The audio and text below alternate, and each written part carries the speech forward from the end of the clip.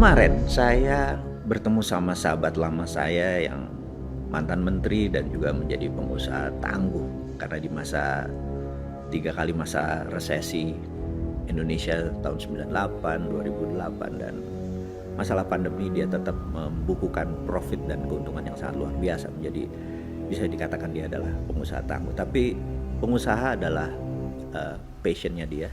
Ada salah satu passionnya dia adalah geopolitik, dan kita tahu di Indonesia saat ini sedikit sekali manusia-manusia yang mempelajari, membaca buku, berdiskusi tentang geopolitik, geostrategi, dan geoekonomi gitu ya. Nah, hari ini kita akan membahas 3 hal tersebut. Apa sih itu geopolitik gitu ya, apa itu geostrategi gitu. Geopolitik terjemahan bebas aja, ini bukan arti literatur di kampus-kampus dunia yang mengartikan apa itu geopolitik. Itu bisa bermeter-meter, bisa berparagraf-paragraf, tapi kita sederhanakan. Geopolitik adalah kekuatan geografi sebuah negara, anggap aja Indonesia, untuk politik kawasan. Geoekonomi adalah kekuatan geografi kita untuk kemanfaatan ekonomi Indonesia. Itu kira-kira terjemahan bebasnya. Yang saat ini geoekonomi misalnya masih belum dimanfaatkan dengan bagus kekuatan geografi kita untuk ekonomi bangsa kita. Kemudian juga geopolitik kita di kawasan juga belum secanggih mungkin zaman Pak Harto, zaman Pak Karno. Kita tahu ya, kenapa kita membandingkan, yang bagus kita bandingkan, kalau yang jelek kita hilangkan. Itulah gunanya belajar sejarah. Di zaman Pak Karno, Indonesia adalah the strongest military, the strongest country in the southern hemisphere, atau negara militer terkuat di belahan bumi selatan Katulistiwa. Dan kita punya MiG, kita punya pesawat, kita punya kapal perang yang cerita panjang lah. Saya ada cek sendiri di Wikipedia kekuatan militer kita di tahun 60-an di zaman Pak Harto. Dan di zaman Pak Harto kita tahu dia adalah lobbyist yang paling powerful. Kita kasih contoh dulu sebelum kita maju ke zaman sekarang. Kita tahu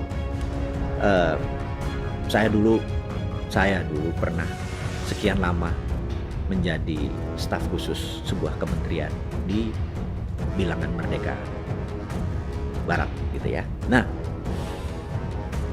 tugas saya adalah menganalisa, menstrategikan sebuah data-data intelijen, khususnya bidang ekonomi.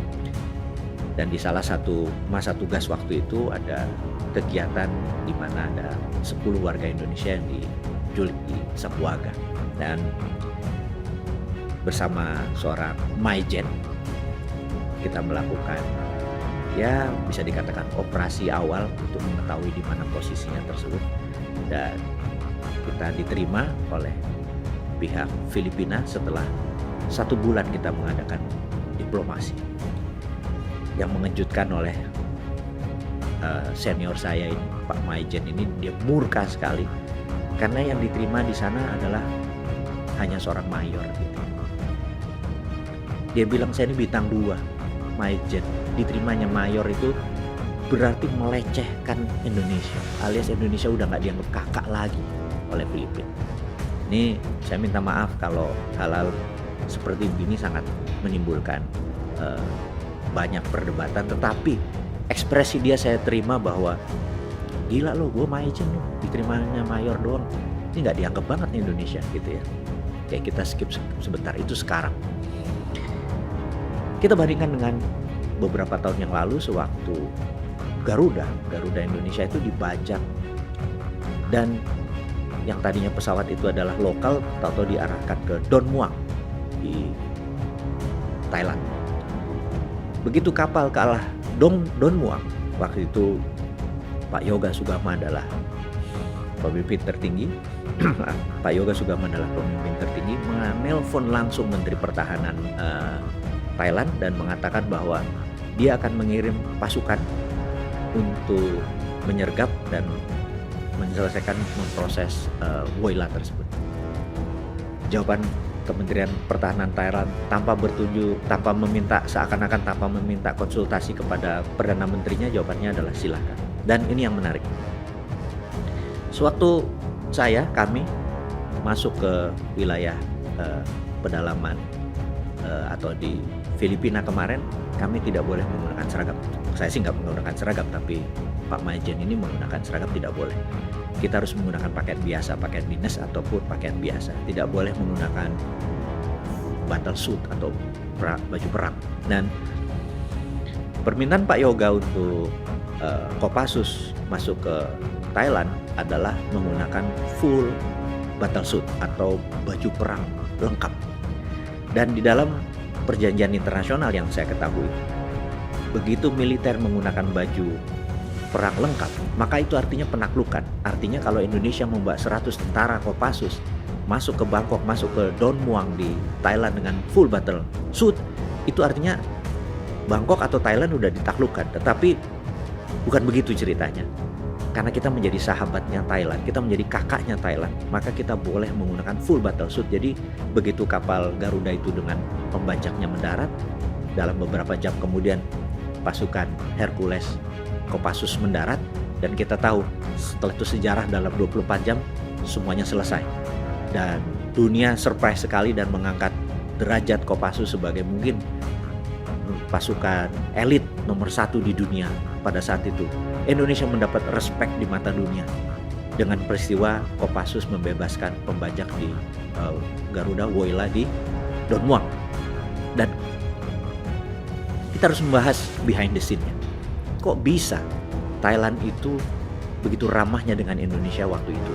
Nah, kenapa hal itu bisa terjadi? Kita mundur sebentar. Mundurnya bagaimana?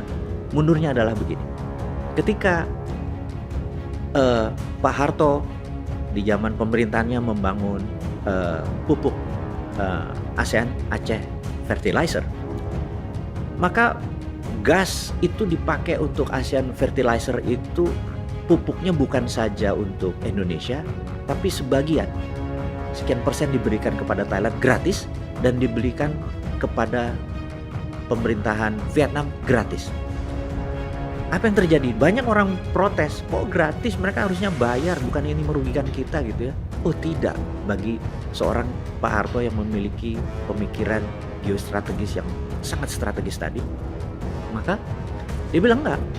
Apa yang terjadi pada saat Indonesia di musim kemarau? Menarik sekali. Pada saat Indonesia kemarau, beras kurang, apa yang terjadi? Thailand, Vietnam mengirim beras ke Indonesia tanpa minta 1 rupiah pun. Karena itu, di zaman Pak Harto tidak ada kelaparan.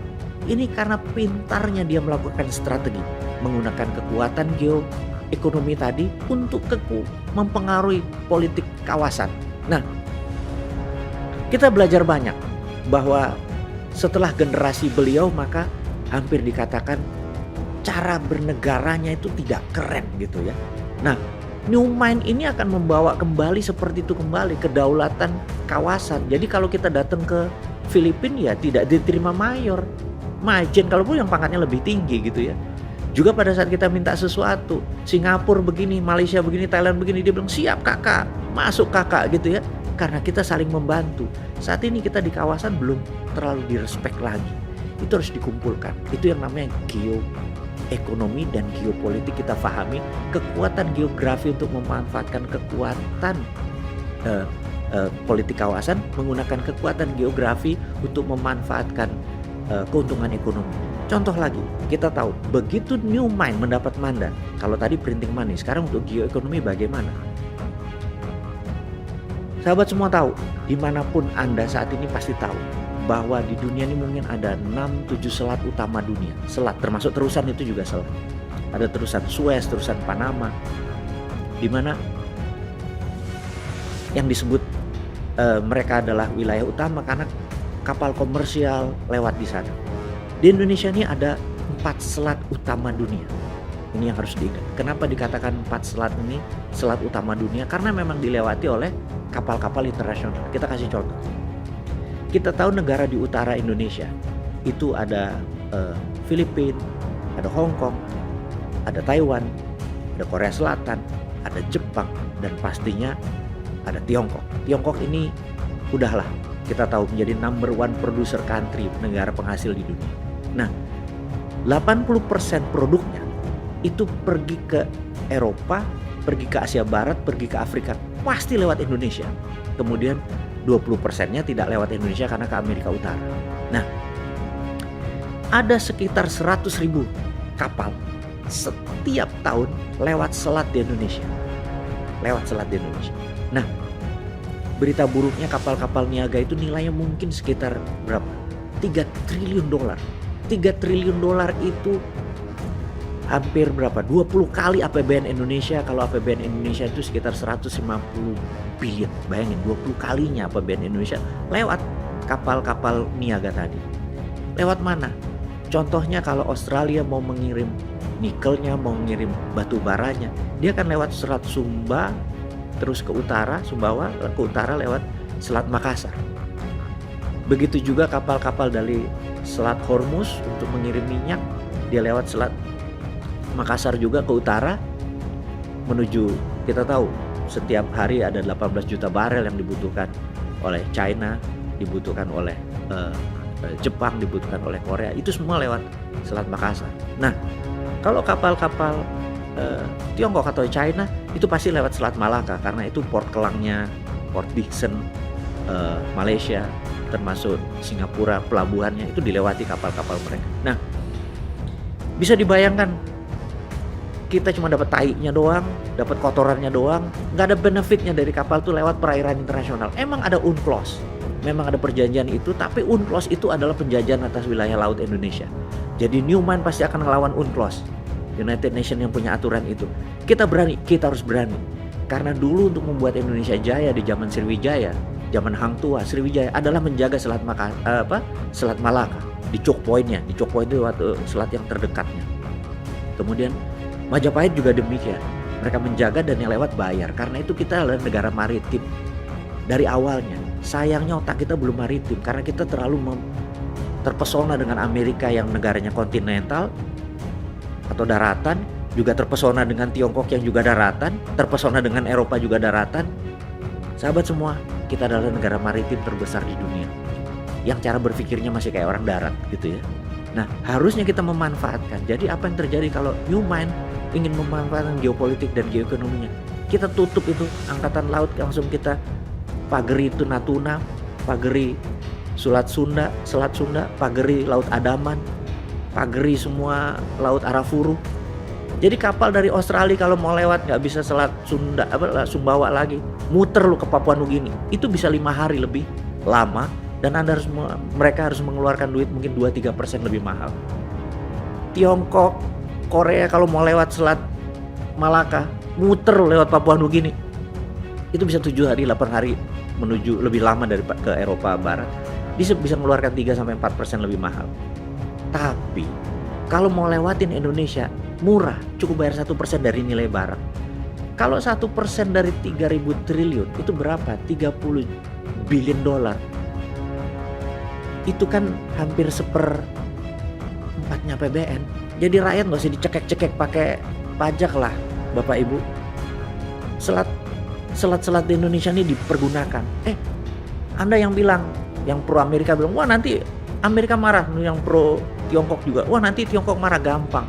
Buat perusahaan asuransi, 15% kita kasih Amerika, 15% kita kasih Tiongkok. Kita harus bagi-bagi cuan, bener nggak? Kita dapat 70%, kita yang ngelola. Jadi waktu lewat itu bayar asuransi. Karena kita ngurusin tainya lu pada buang itu semua. Sekarang jadi bersih laut itu, jadi aman. Karena kita punya kedaulatan. Itulah kekuatan geoekonomi. Kekuatan geografi untuk manfaat ekonomi rakyat kita. Kemudian geostrategi, kita pasti dianggap. Apakah kita takut? Itu pemerintah atau pemimpin harus punya biji gitu loh. Jangan menguntungkan oligarki doang. Rakyatnya nggak makan ini harus dipermudah jalan hidupnya. Jadi selain kita punya ide, di sini kita perlu orang yang punya biji, punya nyali gitu. Biji itu bukannya porno ya, tapi punya nyali. Nah, jadi nggak heran kalau Newman agak kurang ajar. Berharap perang dunia ketiga benar-benar terjadi di Eropa Timur, dar-der-dor di sana, bedil-bedilan di sana, mata dunia lihat ke sana. Kita melakukan 2 hal, printing money, ngeprint semua, cetak duit tadi untuk menjadikan nelayan punya kapal gratis, punya cold storage gratis karena gasnya kita ada di mana-mana untuk bahan ini. Kemudian kita tutup itu laut untuk melihat untuk menekan, untuk namanya deterrent factor, untuk faktor penggentar. Habis itu Indonesia pasti akan direspek gitu ya. Persis seperti dulu kita direspek sebagai kakak tertua, sebagai pengendali. Itulah ke depan kalau New Mind mendapat mandat secara geostrategi, geoekonomi, dan geopolitik, kita pasti membuat Indonesia berdaulat. Saya rasa itu aja kali ini. Terima kasih. Salam sehat selalu.